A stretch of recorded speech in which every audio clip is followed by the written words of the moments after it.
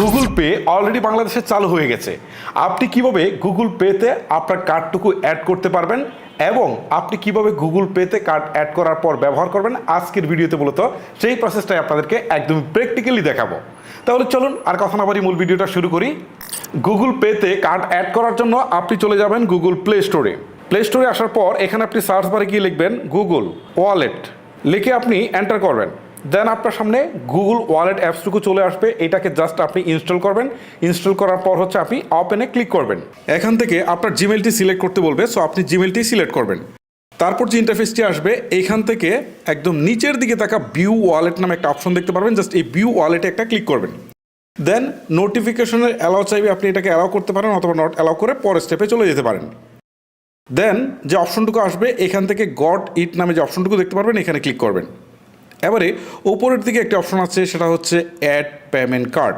So এই add payment card নামে যে অপশনটুকু আছে এখানে ক্লিক দিবেন। তারপর যে ইন্টারফেসটুকু আসবে এখান থেকে আপনি দেখতে পারবেন new credit or debit card. Just এইখানে একটা ক্লিক করবেন, new credit or debit card. এবারে এমন একটা অপশন দেখতে পারবেন যেখান থেকে কার্ডের সামনের অংশটুকু স্ক্যান করতে বলা হবে। অনেক সময় বলা হয় না, যদি বলা হয় তাহলে স্ক্যান করলেই কিন্তু আপনার কার্ডের নাম্বারটুকু অটোমেটিক চলে আসবে। আর যদি না করতে চান তাহলে নিচের দিকে একটা অপশন দেখতে পারবেন ইন্টার ডিটেলস ম্যানুয়ালি। সো এখানে ক্লিক করলে ম্যানুয়ালি আপনি আপনার কার্ডের নাম্বারটুকু দিবেন, তারপর এক্সপায়ার ডেট দিবেন, তারপর সিভিভি দিবেন, তারপর হচ্ছে এখান থেকে আপনার দিবেন হচ্ছে কান্ট্রি, কার্ড হোল্ডার নেম, তারপর হচ্ছে অ্যাড্রেস বা যাবতীয় ডিটেলস আপনি দিয়ে দিবেন। ওকে, অলরেডি কিন্তু আমার এই ইনফরমেশনগুলো দেওয়া শেষ।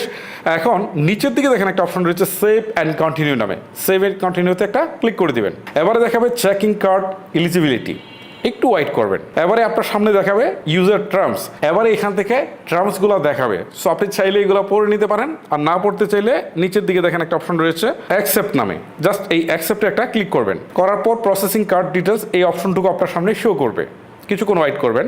যদি আপনার কার্ডটা ম্যাচ করে বা সব ঠিকঠাক থাকে তাহলে কিন্তু এরকম একটা ইন্টারফেসে আপনাকে নিয়ে আসবে।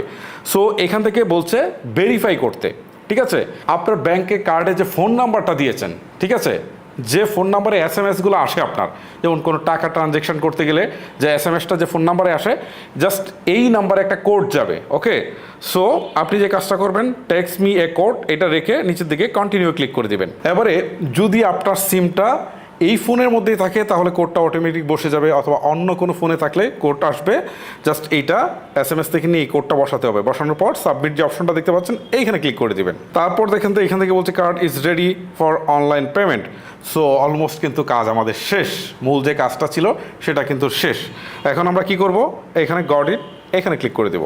এখন একটা এসএমএস চলে আসবে, আমাদের সিমে একটা এসএমএস চলে আসবে এবং এই এসএমএসে তারা কিন্তু আমাদেরকে বলবে যে এই কার্ডটি সাকসেসফুলি কিন্তু অ্যাড করা হয়েছে গুগল পেতে। তারপর আপনি নিচের দিকে অ্যাড টু ওয়ালেট নামে একটা অপশন দেখতে পারবেন। আপনি যদি একাধিক কার্ড অ্যাড করতে চান, ঠিক আছে, তাহলে এটাও কিন্তু অ্যাড করতে পারবেন। ওকে, এখন যে কার্ডটা শো করছে আপনি যদি এটার উপরে ক্লিক করেন তাহলে এখান থেকে আপনার রিসেন্টলি যে অ্যাক্টিভিটিসগুলো রয়েছে সেগুলো কিন্তু শো করবে। আমি যেহেতু কার্ডটা এইমাত্র অ্যাড করেছি, সো কোনো ট্রানজ্যাকশন তো করি নাই, রিসেন্টলি অ্যাক্টিভিটিগুলো কিন্তু শো করছে না। তারপর আপনি আবার যদি এই কার্ডের উপরে ক্লিক দেন তাহলে এখান থেকে কিন্তু আপনাকে দেখাবে যে ভার্চুয়াল নাম্বার, কার্ডের ভার্চুয়াল নাম্বার দেখাবে, তারপর অ্যাক্টিভিটি দেখাবে, তারপর হচ্ছে এখান থেকে নিক নেম দেখাবে। ঠিক আছে, নিক নেমটা মানে হচ্ছে আপনি যদি একাধিক কার্ড অ্যাড করেন তাহলে নিক নেম দিয়ে আপনি সেভ করে রাখবেন। ধরেন আপনি একটা দিলেন সিটি ব্যাংক, আপনার আরেকটা কার্ড মার্কেন্টাইল ব্যাংকের, সেটা মার্কেন্টাইল নাম দিলেন, এভাবে দিয়ে করলেন তাহলে আপনার জন্য বুঝতে যেন সুবিধা হয়। আর কখনো যদি আপনার প্রয়োজন হয় যে না আমি কোনো একটা কার্ড গুগল পে থেকে সরিয়ে ফেলবো, রিমুভ করে ফেলবো, তাহলে নিচের দিকে একটা অপশন আছে রিমুভ পেমেন্ট মেথড।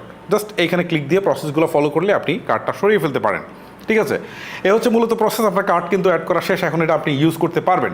আপনি কোথাও কেনাকাটা করতে গিয়েছেন, সেখানে গুগল পে সাপোর্ট করে, জাস্ট আপনি কি করবেন, আপনার ফোনটাকে মেশিনের উপর ধরলেই সাথে সাথে পেমেন্টটা কিন্তু হয়ে যাবে। এই জন্য আপনার ফোনে কিন্তু এনএফসি থাকতে হবে, এই জিনিসটা মাথায় রাখবেন। ঠিক আছে, আর এনএফসি থাকলেও এনএফসিটা চালু রাখবেন। আমরা যেরকম মেট্রো রেলে গিয়ে আমাদের জাস্ট কার্ডটাকে ধরলেই টাকাটা কেটে নিয়ে যায় একটা শব্দ করে, ঠিক একই রকমভাবে এটাও কাজ করবে।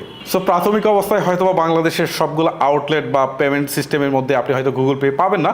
আশা করছি আস্তে আস্তে সব জায়গায় চলে যাবে। তখন আমরা এই যে এতগুলো কার্ড বহন না করে তখন আমরা গুগল পেতে আমাদের একাধিক কার্ড অ্যাড করব, তাহলে মানিব্যাগে এতগুলো কার্ড নেওয়া লাগবে না, জাস্ট ট্যাপ করে কিন্তু আমরা পেমেন্টটা করতে পারবো। গাইস, এই হচ্ছে মূলত আমার আজকের ভিডিও। যদি আপনার কাছে ভিডিওটি ভালো লেগে থাকে বা হেল্পফুল মনে হয়ে থাকে তাহলে অবশ্যই একটি লাইক করে যেতে ভুলবেন না। আজকের মতো আমি হিমেল বিদায় নিচ্ছি। আল্লাহ হাফেজ।